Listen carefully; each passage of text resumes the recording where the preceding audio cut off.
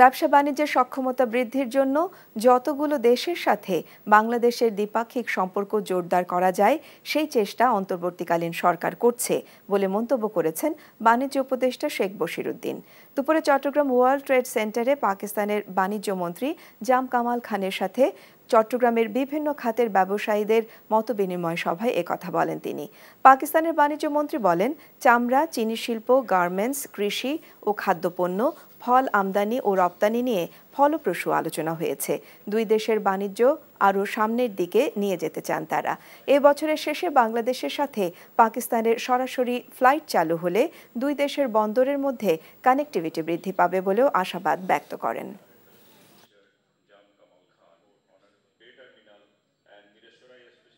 পাকিস্তানি প্রতিপক্ষ, ওনার সাথে আমরা অনেক সুন্দর সুন্দর সম্ভাবনা নিয়ে কাজ করেছি আমাদের বাণিজ্য বৃদ্ধি করার, আমাদের আমদানি এবং রপ্তানি উভয়ের সক্ষমতা বৃদ্ধি করা। Good opportunity for all of us to think.